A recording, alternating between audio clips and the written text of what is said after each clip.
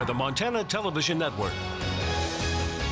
Montana This Morning continues on Montana's news leader. Thousands of mourners gather to remember the late Senator John McCain. I'm John Schumo with a tribute to a man who loved his family and country.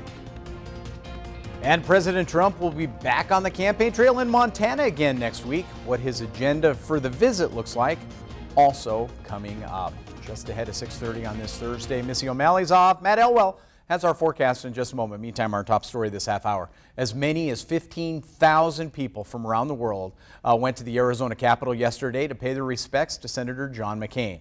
Today, a memorial service will be held in Phoenix, where more of his friends, family, and colleagues will pay tribute to the man. CBS's John Schumo has the details.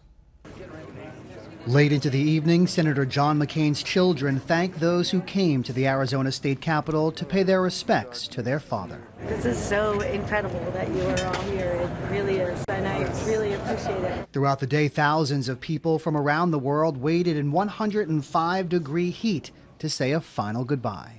So respectful to be in the presence of someone that served our country for 30 years was just amazing. On what would have been his 82nd birthday, Cindy McCain, his wife of 38 years, and his 7 children gathered for an emotional private service. Imagining Arizona without John McCain is like picturing an Arizona without the Grand Canyon. Today, a public memorial service will be held for McCain, where former Vice President Joe Biden will pay tribute. Some of the dear friends that I have are on the other side of the aisle. My beloved friend Joe Biden, he and I fight. Oh, we used to fight. But we were friends, and when it came time to settle something, because we were of goodwill, we could get it settled and resolved. Also speaking is Arizona Cardinals wide receiver Larry Fitzgerald. I had a wonderful relationship with him and his family for quite a while, and he's been a wonderful mentor to me. I can't tell you how honored I am to be able to, go up there and say a few words about a man that everybody loves and respects. After the service, McCain's body will be taken to Washington for a viewing at the U.S. Capitol. John Schumo, CBS News. Now there will also be a service at the Washington National Cathedral on Saturday. Then McCain will be buried at the U.S. Naval Academy in Annapolis, Maryland.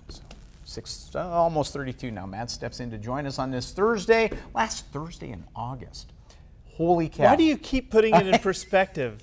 Stop That's my job, man. Yeah, the unofficial into summer this weekend. The temperatures should be fabulous. I don't think we're looking at too warm of temperatures for the most part. Not too cold. Just not too right. wet.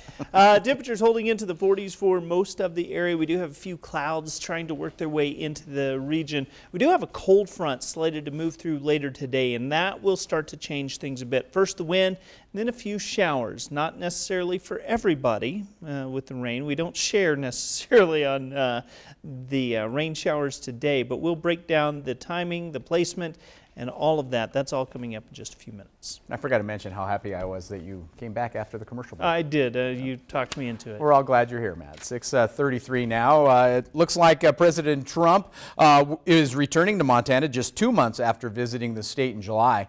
MTN's Mike Dennison has the details about the president's visit next week in Billings.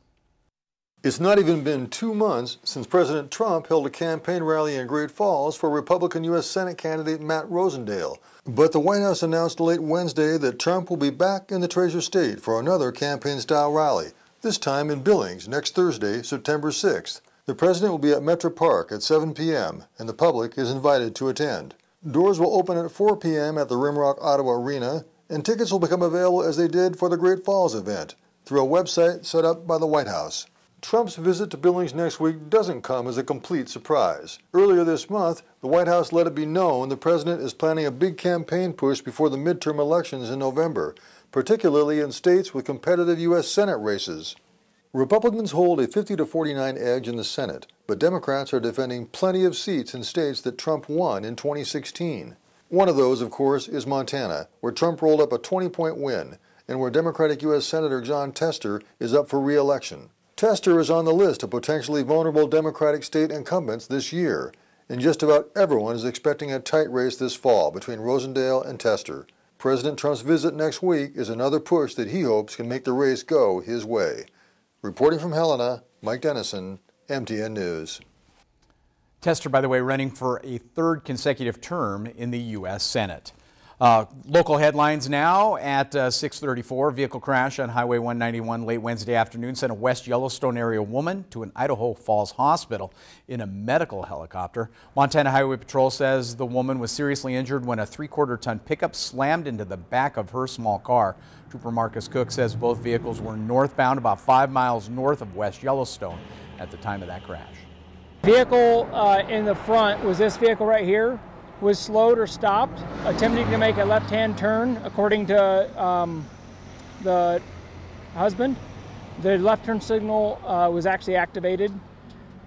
The vehicle behind them failed to realize that they were slowing or stopping and rear-ended them and shoved them into this lane here on the ditch. Now, the driver of the pickup was uninjured. Crash reduced traffic to one lane in 191 for about an hour and a half. Drugs or alcohol not considered factors in this crash, but Trooper Cook says it's important for drivers to pay attention to the roadway, especially as we head into this busy holiday weekend. Well, the 2018-2019 winter schedule will feature more opportunities for passengers at Bozeman-Yellowstone International Airport. Airlines will have 20% more seats available for passengers traveling in and out of Bozeman. Expansion to cities like Portland, Chicago, Los Angeles, and San Francisco, and JetBlue service to Long Beach will create nearly 400 additional flights throughout the winter season. Airport Director Brian Springer says the airlines are seeing the value of the winter recreation that's offered across the Treasure State. So we had a lot of skiers, snowmobilers, everything winter that came in last year, and found that, you know, Montana is a pretty good spot to be if you like winter. And I think the airlines are responding this winter because of such a strong performance last winter. By the way, Bozeman-Yellowstone International considers the winter season to start in November and it lasts through April.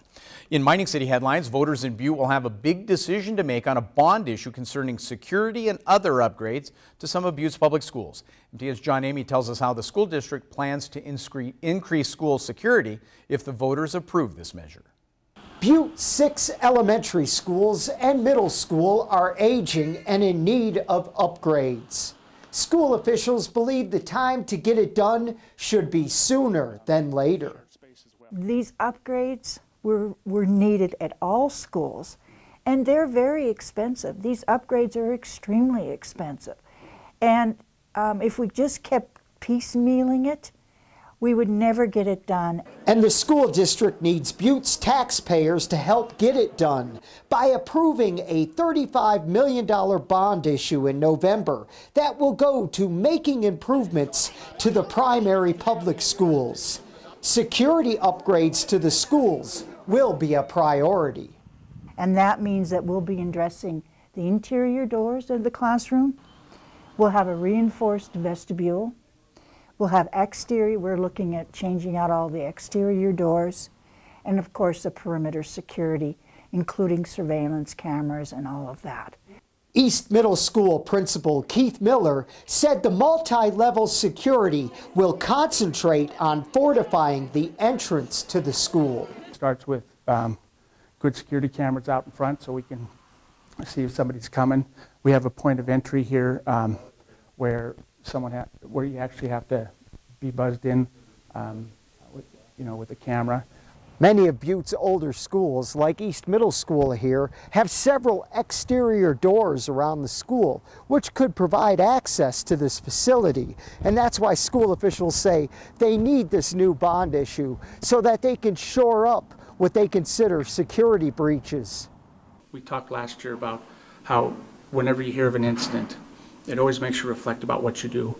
And the more anytime you start to reflect, you realize there's always something more that you can do, and you should do, and our community expects it, and our community expects that the kids are in school and they're safe. If the bond issue is approved, upgrades will be made to the electrical and fire suppression systems as well. In Butte, John Amy, MTN News. John tells us the school district plans to schedule public hearings next month and in October to inform voters about the bond issue and those improvements. We're going to take a quick break here at 6:39. When we come back, if your child is in a car seat, you're not going to want to miss this story. New recommendations for those uses. Before that, let's check in with Nora O'Donnell for a look at what's coming up at 7 on CBS This Morning. Good morning. Ahead here on CBS This Morning, all public schools in Detroit will shut off the water due to high levels of lead and copper.